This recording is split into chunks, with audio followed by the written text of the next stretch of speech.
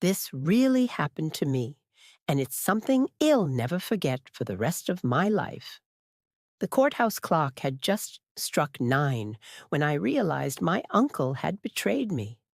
I was standing there clutching a stack of legal papers, thinking he was on my side, only to watch him smirk from the opposite table, on the side of the very people trying to strip away everything I'd worked for.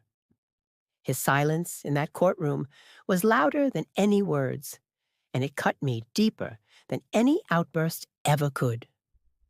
If you genuinely enjoy our stories, please subscribe to the channel, tell us where you're from and what time it is right now. Always fascinating to know how far our story flows. I grew up in a family that believed in loyalty, or at least that's what I thought.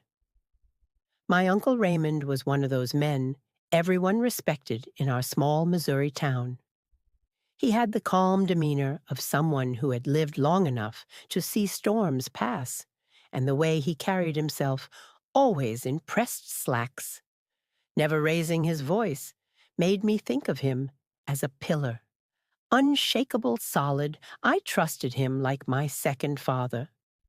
So when life dealt me a series of blows and I needed someone to help me navigate the legal mess that followed my father's death, I turned to him.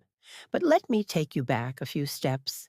I was living in St. Louis at the time, in a modest 2-bedroom apartment off Delmar Boulevard. I was 38, juggling a job at a local logistics company and trying to settle the estate. My father left behind. My dad had worked 40 years in the auto industry, saved every penny, and owned a couple of rental properties in Columbia. Those houses weren't mansions, but they represented his sweat, his life's work, and most importantly, our family's security. After his death, all I wanted was to honor his efforts and keep the properties in the family. That's when Uncle Raymond stepped in, offering what seemed like genuine help. He was 65, then a man who spoke softly but carried influence everywhere he went. People in the courthouse knew him. He had friends in the clerk's office, judges who shook his hand with familiarity. When he said he would guide me through the legal paperwork and protect my father's legacy, I believed him without hesitation. The first cracks appeared in subtle ways. I remember sitting at my tiny kitchen table, sipping black coffee, when I noticed that certain envelopes, legal notices, weren't being forwarded to me directly, but seemed to be routed through him. "Don't worry about those," he said, with a wave of his hand when I asked. "He'll take care of it. Just trust me." For a while, I let it go. He was my uncle, after all. Family, and in our family questioning, an elder was almost like betrayal itself. Still, something gnawed at me. I'd catch him on the phone, lowering his voice when I entered the room. Head hang up quickly and smile too easily. That kind of smile that tries to erase suspicion, but only deepens it. My breaking point came one cold December morning. The ground was crusted with ice, and I walked into the Boone County Courthouse, expecting a routine hearing to confirm my role as executor of my father's estate. The old brick walls and echoing halls smelled faintly of dust and polish, like history was baked into the very stones. I clutched my folder of documents, my palms damp with nervous sweat, and kept repeating in my head, "This is just a formality. Uncle Raymond said everything is fine." But the moment the judge called the case and I looked across the room, my stomach dropped. There was Uncle Raymond not beside me, but at the opposing counsel's table, sitting smugly with my cousins, the very ones who had been circling like vultures since Dad's funeral, whispering about how much money they could squeeze from his rentals. My uncle sat with them, papers spread neatly before him, his lips pressed into a calm line, as though this was the most natural thing in the world. I felt like the floor had vanished under me, my voice caught in my throat. The betrayal wasn't loud, wasn't theatrical. It was quiet, measured, almost surgical. His silence, his absence at my side, told me everything. He had switched teams, chosen bloodline over fairness, greed over loyalty. The judge's gavel tapped lightly, pulling me back into the moment, but my mind was already racing. My uncle had been feeding them information, maneuvering in the shadows, and now I was standing alone, blindsided, humiliated in open court. I couldn't even look him in the eye that morning. All I could think about was why. Why would the man who'd promised to protect me suddenly line up against me? What was he getting out of it? And how deep had this betrayal gone? That night, back in my apartment, I sat in the dark, the glow of the street lamps slicing through the blinds. My folder of documents lay open on the coffee table, and I stared at the messy ink of my father's signature on old deeds. My hands shook with anger, but underneath the fury was something else resolve. If my uncle thought I'd roll over, if he thought I was just going to let him and my greedy cousins tear apart what my father had built, he was wrong, dead wrong. But first, I needed to know exactly what cards he was holding. And that's when I decided I wasn't just going to play defense anymore. I was going to dig. I was going to find out everything he'd hidden from me, even if it meant turning over every stone in this town. The next morning, I started with his office. Would you like me to continue into the next 15,002,000-word chunk, where the suspicion deepens and I start uncovering exactly how my uncle pulled strings behind my back? You said, continue. ChatGPT said, I drove across town that morning with a knot twisting in my stomach. Raymond's office was a small, beige-bricked building off Broadway in downtown Columbia. Nothing impressive on the outside, but inside it smelled of old law books, lemon polish, and a faint trace of pipe tobacco. I'd been there dozens of times over the years.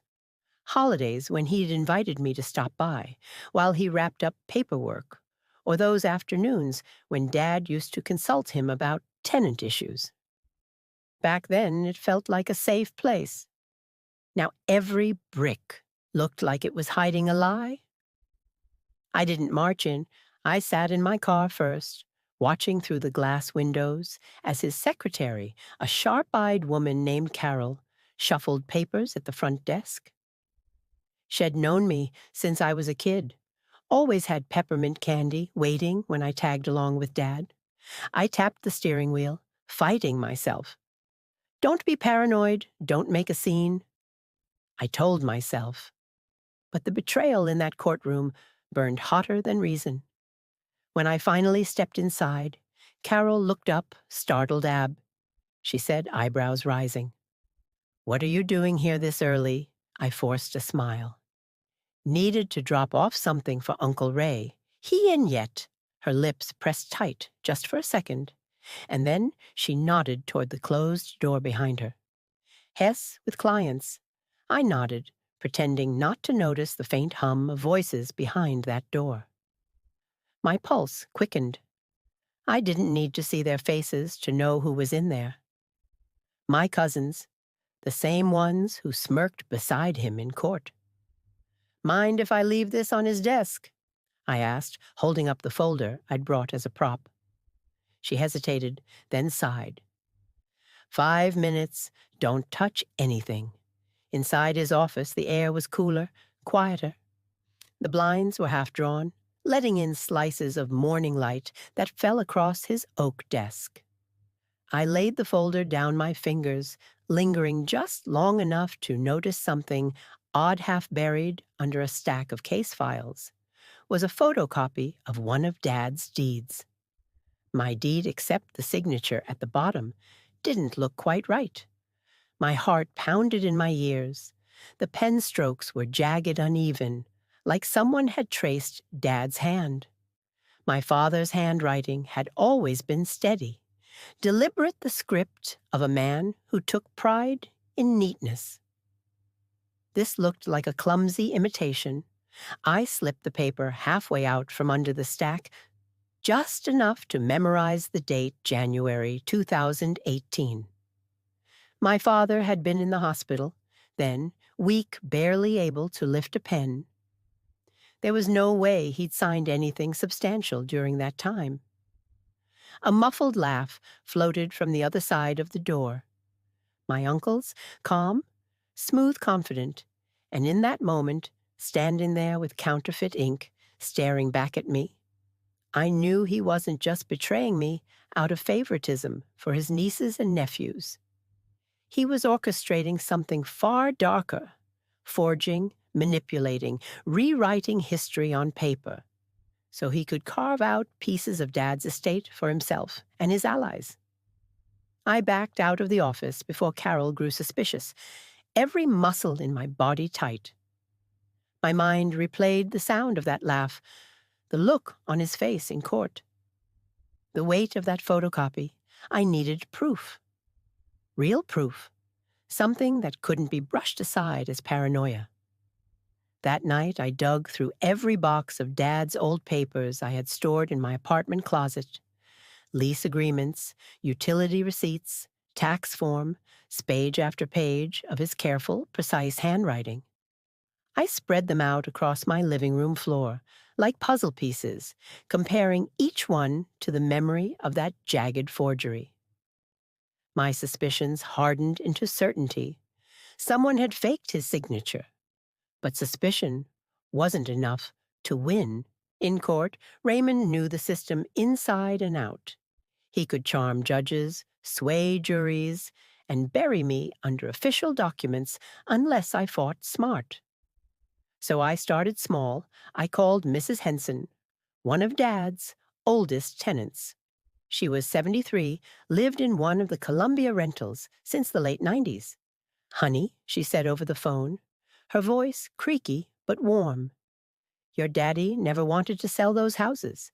Said they'd keep you safe one day." "Why do you remember if he signed anything in 2018? I asked carefully. A pause, sign Lord. "No, that's when he was in and out of Boone Hospital. I was bringing him soup once a week. He couldn't hold a spoon, steady, let alone a pen." Her words hit me like confirmation from the heavens. Someone had forged that deed. The following week, I scheduled an appointment with a handwriting expert in Kansas City.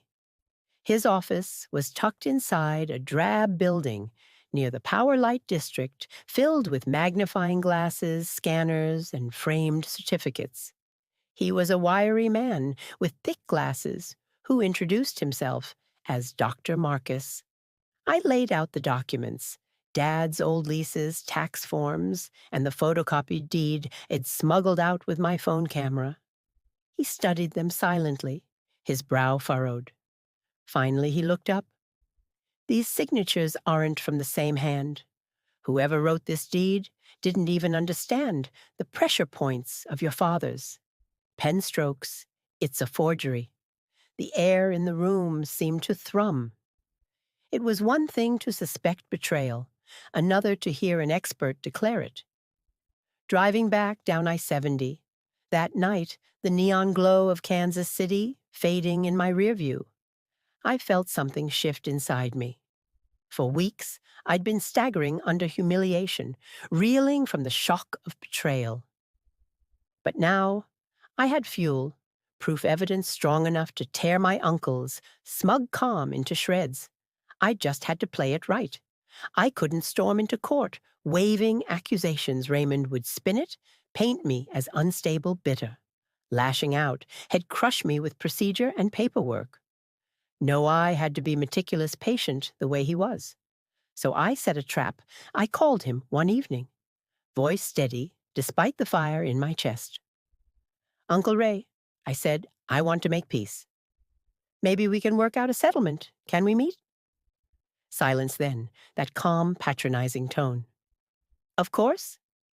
I'm glad you're coming to your senses. We agreed to meet at Shakespeare's Pizza, downtown, a Columbia staple, crowded enough to keep tempers low, but quiet enough for a conversation. When I walked in, the air smelled of melted cheese and garlic college kids laughing over pitchers of beer. Raymond sat in the corner booth, wearing his usual pressed shirt, sipping iced tea like a man with nothing to fear. "Good choice," he said smoothly as I slid into the booth.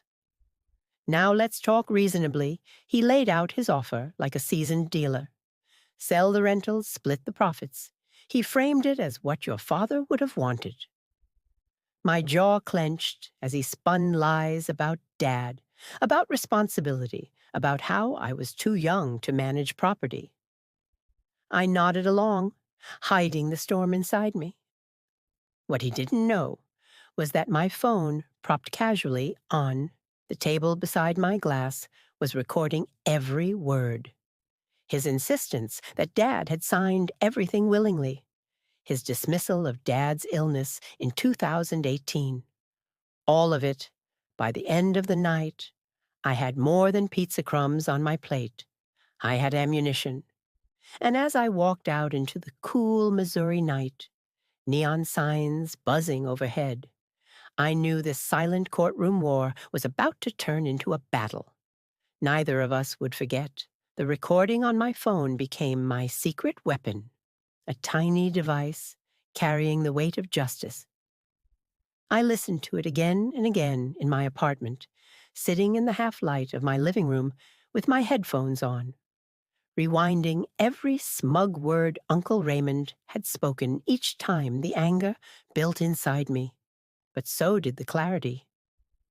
He was digging his own grave, and I just had to hand the judge the shovel. Still proof had to be layered. A single recording wouldn't be enough to topple a man like him. He'd call it manipulation, twisted into family misunderstanding. I needed a foundation of facts so undeniable that even his silver tongue couldn't smooth them over. So I began gathering allies quietly. First was Mrs. Henson, my father's longtime tenant. When I told her what was happening, she didn't hesitate. "Baby, I'll testify. I saw your daddy in 2018. Weak as a newborn. Calf couldn't have signed nothing.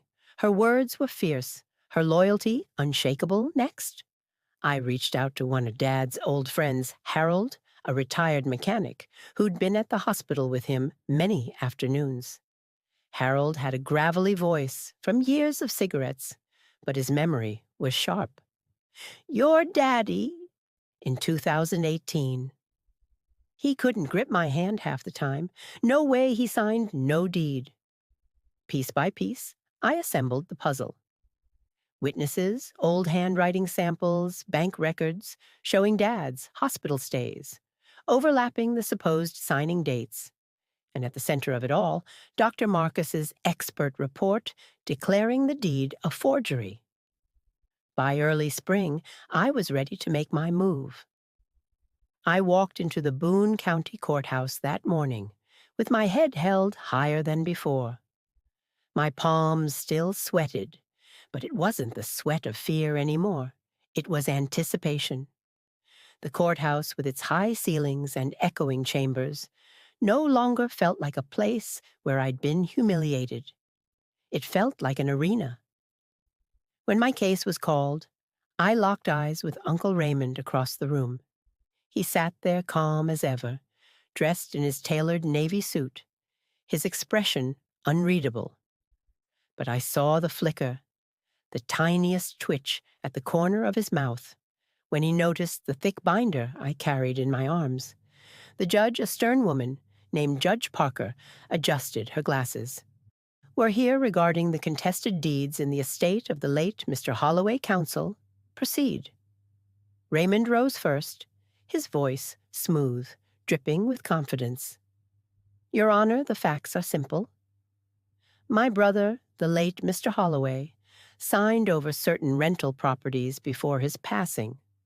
My client's nephew is unfortunately confused and emotionally distraught. but the documents speak for themselves.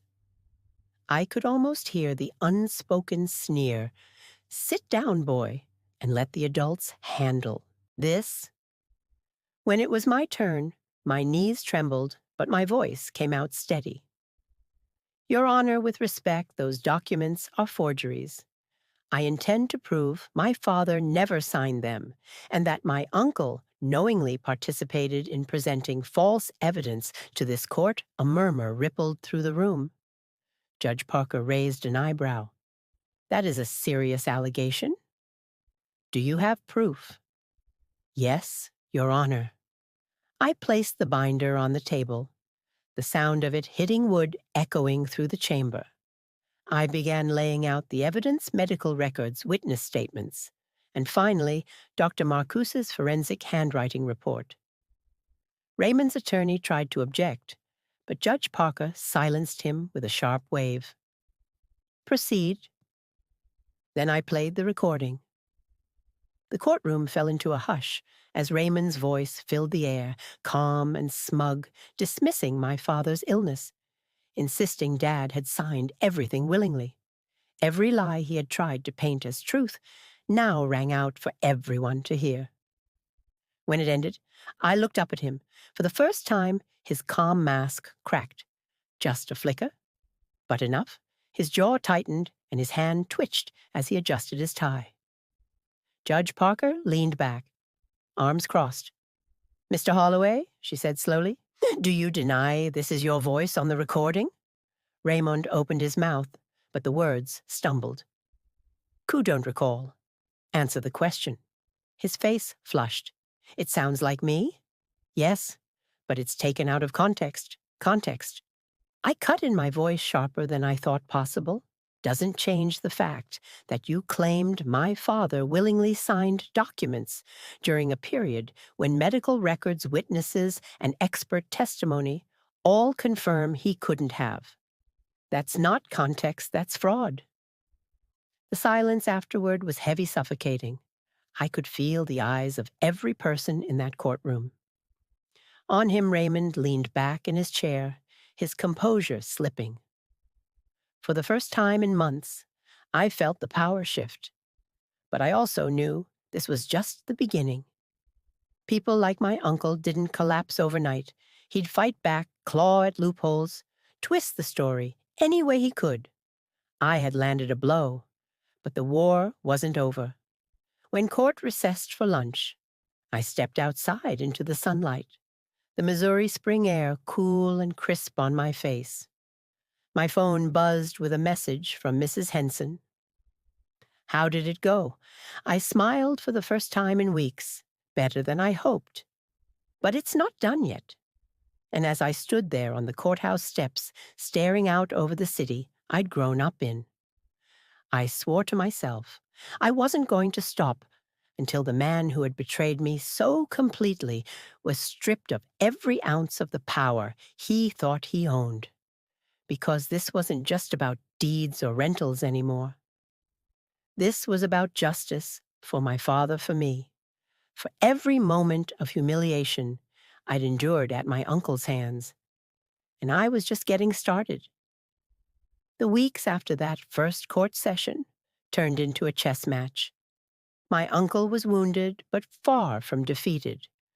Raymond was the kind of man who thrived on control, and humiliation only made him more dangerous. He came back swinging with motions, counterclaims, and stall tactics, trying to bury me under mountains of legal paperwork. His smug calmness in court was replaced with sharper edges, his voice carrying just enough venom to remind me he'd spent a lifetime in this arena while I was still learning how to fight. One morning, I opened my mailbox and nearly dropped the stack of envelopes, 3 separate filings in a single day. Petitions to dismiss my claims, motions for sanctions against me, even a demand that I pay his legal fees for frivolous accusations. My hands shook as I read them, the words blurring into a haze of legal jargon and intimidation. For a moment, I felt the old panic creeping back in. The same panic from that first day in court when I'd seen him across the aisle and realized he'd been betrayed. But then I remembered the look on his face when the judge forced him to admit the recording was his voice, that crack in his mask. And I realized something important. He was scared. Desperate men file desperate motions. I drove straight to the office of my attorney, a sharp, no-nonsense woman named Lisa Grant. She was younger than Raymond, but her reputation in Columbia was solid. People said she had a spine of steel and a memory like a steel trap. Lisa skimmed through the filings, her lips quirking upward in a half-smile. "This is noise," she said, finally pushing the papers back toward me. "Classic intimidation tactics. He wants to drain your energy, make you doubt yourself. Well, respond, but don't let this shake you. In fact, it tells me he knows we've got him cornered." Her confidence steadied me. We spent the next few weeks crafting meticulous responses, attaching exhibits, organizing timelines. I spent long nights at my kitchen table, coffee growing cold beside me as I highlighted documents and cross-referenced dates. It felt like homework for a class I never wanted to take. But each page I reviewed gave me more clarity. The deeper I dug, the uglier it became. I uncovered more deeds that bore the same jagged forgeries. Bank statements showing suspicious transfers between my uncle's accounts and those of my cousins. Even correspondence that suggested he'd been quietly planning to liquidate the rentals for months before Dad died. It was like peeling back wallpaper and discovering rot underneath. Then came the day of the second hearing. The courthouse buzzed with tension, whispers echoing off the marble floors as people shuffled into the gallery. Word had spread about the forgery, allegations. Half the town seemed to be following the drama like it was the hottest ticket in Columbia. I caught glimpses of familiar faces, neighbors, old family friends, even a few of Dad's former co-workers from the plant. They all wanted to see if the unshakable Raymond Holloway would finally stumble. When we entered the courtroom, I could feel the weight of their eyes. My uncle, as always, dressed impeccably, but there was a stiffness in his posture. Now, a tension he couldn't mask. His voice, when he addressed the judge, carried less of that old confidence. Lisa was merciless. She dismantled his motions one by one, her voice steady and precise. "Your Honor, these filings are not only baseless, they are evidence of bad faith. Mr. Holloway is attempting to weaponize procedure to silence legitimate claims. We request these motions be denied in their entirety." Judge Parker, sharp-eyed and unswayed, leaned back in her chair. "Mr. Holloway, am inclined to agree with counsel. Unless you have substantive evidence to present these motions, waste the court's time." For the first time, my uncle stumbled. He opened his mouth, then closed it, his jaw tightening as color crept up his neck. Watching him falter felt like watching a titan lose his balance. The judge denied all his motions, every single one. When we walked out of the courthouse that day, the spring air felt different, lighter, sharper, like the whole city had shifted.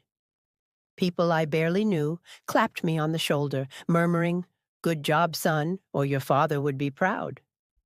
But Raymond wasn't done.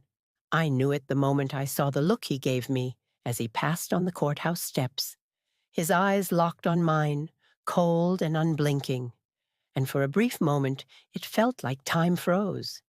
He didn't say a word, but I could hear the promise in that stare. "This isn't over. I'll bury you," and he tried. 2 weeks later, I came home to find my apartment door slightly ajar. Panic surged as I pushed it open. Inside drawers were pulled out papers scattered across the floor. My laptop gone. Someone had been searching, not stealing. My heart pounded as I realized they wanted to know what I had on him. I called the police, filed a report, but deep down, I knew this wasn't random. This was a message. If Raymond thought intimidation would scare me off, he underestimated how much fire he'd already lit in me. Instead of caving, I doubled down. I made copies of everything digital and paper and stored them in multiple places. I told Lisa what happened, and her jaw set like stone. "Has getting reckless," she said. "That's good for us. Judges don't look kindly on defendants who try to play dirty." From that point on, every step I took felt like part of a larger war. Each filing, each hearing, each piece of evidence wasn't just a move on the board. It was another strike against a man who thought he could silence me with silence. And as summer crept closer, I realized the silent courtroom war was building toward something bigger, something final. The trial wasn't just going to expose him, it was going to define us both. Either Raymond would walk out vindicated, untouchable as ever, or it'd finally bring down the uncle who betrayed me and make sure his silence would never protect him again. The trial date loomed like a storm cloud on the horizon. Every day felt heavier as it crept closer, the weight of years of family loyalty and betrayal pressing on my chest. The courthouse that once felt like a place of humiliation had become my battlefield. And every time I walked past its looming brick walls, I reminded myself this wasn't just about property or money. It was about the truth. The morning of the trial, I woke before dawn. My apartment was silent except for the faint hum of the refrigerator. I sat at my kitchen table, staring at a photo of my father, taken years ago at Busch Stadium in St. Louis. Him in a Cardinals cap, smiling with mustard on his chin, from a hot dog. I whispered to the photo, "This is for you, Dad. Today I make it right." By the time I arrived at the Boone County Courthouse, the square was buzzing with energy. Word had spread beyond Columbia. The trial of Raymond Holloway had become small-town spectacle reporters. With notepads loitered near the steps, locals leaned on the railings, and even a few law students from Mizzou sat cross-legged on the grass, eager to watch a real courtroom drama unfold. Inside, the air was charged. Judge Parker presided with her usual steel-eyed calm, her gavel striking once to call the court to order. My uncle sat across from me, dressed in his finest charcoal gray suit, a tie so perfectly knotted it looked painted on. His face was calm, but his eyes carried the flicker of a man fighting for survival. Lisa leaned over and whispered, "This is it. Stay steady. No matter what he throws at us, don't flinch. The opening arguments set the tone." Raymond's lawyer painted me as a bitter nephew, driven by emotion rather than fact, grasping at straws to undo legitimate transactions. He spoke with smooth certainty, his words dripping with the kind of authority designed to sway anyone who hadn't seen the real evidence. But Lisa countered with surgical precision. "Ladies and gentlemen," she said, her voice calm but resonant, "this case isn't about bitterness. It's about betrayal. It's about a man who forged his dying brother's signature and tried to steal from his own family. And we will prove it beyond a shadow of a doubt. The first witnesses were mine." Mrs. Henson shuffled to the stand, her cane tapping softly on the wooden floor. Despite her age, her voice carried power. She recounted visiting my father in the hospital in 2018, how he couldn't hold a spoon, steady, let alone sign a deed. "I looked at his hands every day," she said, her eyes locking on the jury. "There's no way he signed those papers, no way." Then came Harold Dad's old friend who testified with blunt honesty about my father's frailty during those months. His gravelly voice filled the courtroom with the sound of hard truth. Piece by piece, we built the case. Then came Dr. Marcus, the handwriting expert. He held up enlarged copies of Dad's genuine signatures side by side, with the forged ones pointing out the tremors, the unnatural strokes, the hesitation marks that betrayed a forgery. This signature, he said, tapping the forged deed, was not written by the same man. It was imitated poorly. The jury leaned forward, eyes narrowing whispers, rippling through the gallery. Raymond sat stiff, his jaw tightening with every word. But he wasn't without weapons. When it was his turn, he took the stand himself. His voice was calm, measured, dripping with the authority he had wielded for decades. He painted himself as the responsible elder, the man who stepped in to protect the estate from mismanagement. My nephew, he said, glancing at me with a rehearsed look of sorrow, doesn't understand the responsibility involved. My brother trusted me. He knew I would make sure everything was handled properly. These accusations hurt me deeply. For a moment, I could see the jury soften. That was his gift, his ability to bend truth with a calm smile. My stomach churned as I realized just how close he still was to pulling it off. But then Lisa rose for cross-examination. Mr. Holloway, she began, her tone deceptively casual. You testified that your brother willingly signed these deeds in January 2018. Yes, he said firmly, and you were present for the signing. I was. She paced slowly, letting the silence hang. Tell me, Sirif, your brother signed willingly. Why did you tell my client at Shakespeare's Pizza that his father's illness didn't matter and that everything was signed willingly regardless of his condition? The room went silent. She pulled out my phone, pressed play, and Raymond's voice filled the courtroom. His words, his dismissive tone, his lies all echoing for the jury to hear. Raymond's face went pale. His calm mask shattered in an instant. That recording is out of context. He sputtered, his voice rising for the first time. It was just a conversation. Context doesn't change facts, Mr. Holloway, Lisa said sharply. You admitted on tape that your brother's illness didn't matter to you. You presented documents signed during that very illness. Documents an expert has testified are forgeries. The jury's eyes were on him now, not with sympathy, but suspicion. The judge's gavel struck once, order in the court.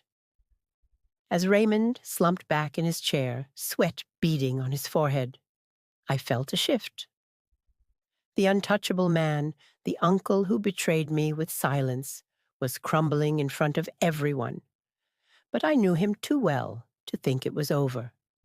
Men like Raymond don't surrender easily. If he couldn't win with charm, he'd try something darker.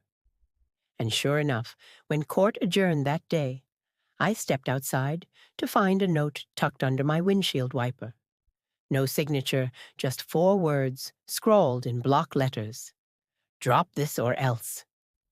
The silent courtroom war had turned into something much more dangerous. I stood frozen on the courthouse steps, the note in my hand trembling as if the words themselves carried electricity. Drop this or else, simple, brutal. My throat went dry, and for a long moment the crowd around me faded into background noise. Cars rolled past on Walnut Street. People laughed as they left the courthouse, but all I could hear was the pounding of my pulse in my ears. Lisa was the first to notice something was wrong. She caught sight of the paper in my hand and snatched it quickly, her eyes narrowing as she read, "Hes escalating." She muttered, crumpling the note in her fist. This isn't just intimidation in court anymore. This is criminal. She insisted we file a police report, and we did that very evening. I sat in a stiff plastic chair inside the Columbia Police Department, fluorescent lights buzzing overhead, while an officer took down every detail. The officer nodded solemnly, but I could see it in his eyes. Unless they caught someone in the act, the threat would remain just a piece of paper. Still, Lisa was right, it was evidence. Evidence that Raymond's empire of silence was cracking. That night, though sleep was impossible, I lay awake in my apartment, every creak in the walls sounding like footsteps, every shadow across the blinds like someone watching. I kept replaying the trial in my head, the look on his face when the recording played, the twitch in his jaw, the cracks forming in his calm facade. He wasn't used to losing, and a man like that, cornered, was unpredictable. The next morning, I doubled down on precautions. I installed cameras in my apartment, bought a fireproof lockbox for my documents, and kept digital backups stored in cloud accounts he couldn't touch. If he wanted to play dirty, he'd find out I was ready. As the trial moved into its final phase, the courtroom felt like a stage where every line mattered. The prosecution of truth and the defense of lies collided with raw force. The gallery was more crowded than ever, people whispering, leaning forward, eyes darting between me and Raymond, as if watching a slow-motion car crash. Lisa called her final witness, the notary who had supposedly witnessed my father's signatures on the disputed deeds. A middle-aged man named Charles took the stand, adjusting his tie, nervously, Mr. Daniels. Lisa began smoothly. "Do you recall notarizing these deeds in January 2018? He hesitated, eyes flicking toward Raymond before answering. I don't remember the specific day, but my stamp is on them." Lisa leaned in. "Do you recall Mr. Holloway's condition at that time?" Another pause. The courtroom held its breath. He was frail, very frail, frail enough that you doubted his ability to sign. His face flushed. "Suppose. Then why notarize them?" He swallowed hard, glancing again at Raymond. Because Mr. Raymond said it was fine. He said his brother wanted it done, and I trusted him." The gasp that rippled through the room was like a physical wave. Even Judge Parker's eyes narrowed. Lisa didn't need to press further. The damage was done. A notary admitting he rubber-stamped documents because he trusted Raymond Deet was devastating. When Raymond's turn came for his final defense, he tried to rally. His voice was louder than before, desperate, tinged with indignation. "Your Honor, this is a family matter twisted into a circus. My nephew is bitter. He's dragged good people's names through the mud, and now he wants to destroy his own family for profit." But the jury's faces told a different story. They weren't buying it. They'd heard the witnesses, the expert, the recording. They'd seen the cracks in his composure. The aura of untouchability had shattered. The closing arguments sealed it. Lisa's words were calm, deliberate, like a scalpel, cutting through lies. This case is not about bitterness. It's about betrayal. A man forged his dying brother's signature, manipulated witnesses, and tried to silence the truth with threats. But the truth has a way of cutting through silence. And today, you have the power to ensure that silence doesn't win. He'll never forget the jury's faces as they filed out to deliberate, stern, focused. Some glancing at me with the faintest nods of sympathy. The wait was the longest 2 hours of my life. I paced the courthouse hallway, my shoes clicking against the marble floor, my hands clammy.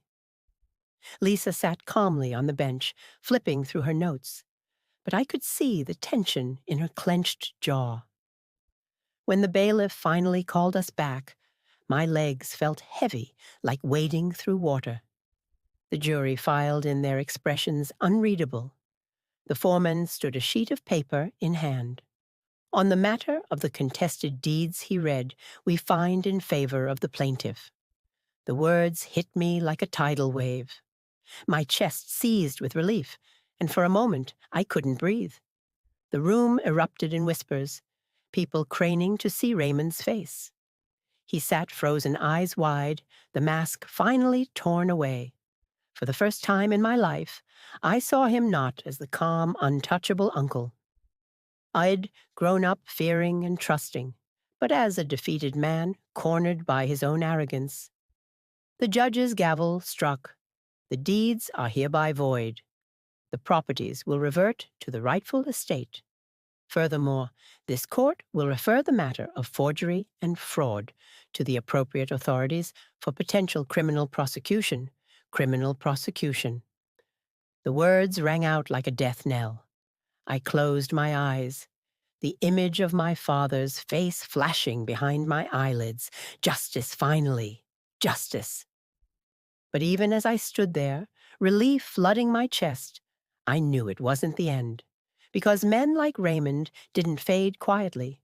And somewhere deep in my gut, I felt it. This war had left scars that would never heal. As the courtroom emptied, I lingered in the silence, staring at the empty defense table where my uncle had sat. His chair, still pulled back slightly, seemed to echo with the ghost of his presence. And I whispered to myself, steady and cold, "He taught me how dangerous silence can be. Now, hell, learn how it feels when silence no longer protects him." The courthouse emptied like a theater after the final act of a tragedy. The echo of footsteps on marble, faded voices dissolved into the spring air, and I found myself standing alone in the courtroom. My hands were still trembling, but not from fear this time. It was the release, the sudden weightlessness of realizing the truth had finally been spoken aloud, undeniable, carved into record. Raymond didn't look at me as he left. He walked stiffly, his shoulders hunched, his once proud stride diminished into something small, broken. I watched him disappear through the double doors, his polished shoes clicking one last time against the floor. For decades, that sound had carried authority. Now it sounded hollow. Over the following weeks, the fallout spread like wildfire. The Columbia Tribune ran a headline, "Local man accused of forgery in family estate." Dispute people whispered in grocery store aisles, at church gatherings, in barber shops. Raymond's name, once synonymous with dignity and influence, was now attached to scandal. His law practice crumbled almost. Overnight, clients withdrew, partners distanced themselves, and even Carolthi's secretary, who had once smiled at me over peppermint candies, handed in her resignation. His reputation, the very armor he'd built his life upon, was shattered. But the real blow came when the state opened a criminal investigation. Forgery, fraud, conspiracy. The charges stacked like bricks in a wall, closing in on him. I wasn't naive. I knew men like Raymond could sometimes twist their way out of legal traps. But even if he avoided prison, he could never rebuild what had been destroyed. I reclaimed my father's properties, walking through each one slowly, reverently. The houses smelled of dust and old wood, of years gone by. In one, I found an old work glove Dad had left behind, tucked on a shelf in the garage. I sat there on the concrete floor, holding that glove like it was a relic, tears stinging my eyes. "This is yours again, Dad," I whispered. "No one's taking it away," but victory was bittersweet, because no matter how much justice had been served, I couldn't shake the memory of that first betrayal. The smirk across the courtroom, the silence that cut deeper than any words. Raymond tried reaching out once. A letter arrived in my mailbox. the handwriting still steady, though the ink was darker, heavier, like the weight of his hand had changed. Ab. It read, "We are still family. I made mistakes, but you don't understand the pressures I was under. One day you'll see. I did what I thought was best." I burned it in the kitchen sink, watching the flames curl the edges into black ash. Family didn't excuse betrayal. Not like this. Life moved forward. I repaired the rentals, rented them out to new tenants, and slowly built the stability Dad had wanted for me. The weight of humiliation lifted, replaced by something sharper. Resilience. People in town began to see me, not as the nephew caught in a scandal, but as the man who stood up to his own blood and won. And yet the scars lingered. Every time I stepped into the courthouse, I remembered the way my uncle had sat across from me, silent and smug. Every time I heard the echo of shoes on marble floors, I felt the ghost of that day he betrayed me. Sometimes late at night, I'd wonder if he sat alone in his house, stripped of clients, friends' influence, replaying the trial in his mind. I wondered if he hated me, or if some part of him, twisted and buried deep, respected that it'd beaten him at his own game. But then it'd think of my father, of his tired hands after a long shift at the plant, of the way he'd smile, even when he had nothing left to give. And I knew I'd done right. The war was over, but the silence remained. One evening months later, I walked past the Boone County Courthouse at dusk. The building loomed against the fading light, its windows glowing faintly. I stopped on the sidewalk, staring at the steps where Id once found that threatening note. The air was quiet, heavy with the weight of memory, and I realized something chilling. Silence had started this war. My uncle's silence in that courtroom, his quiet betrayal, his calm manipulations. But silence had also ended it. The silence of a jury's decision. The silence of a reputation collapsing. I turned away from the courthouse, my footsteps echoing softly on the pavement, and I whispered almost to myself, "Silence can destroy, but it can also bury the guilty." That was the last time I ever saw my uncle's name in a courtroom. The end.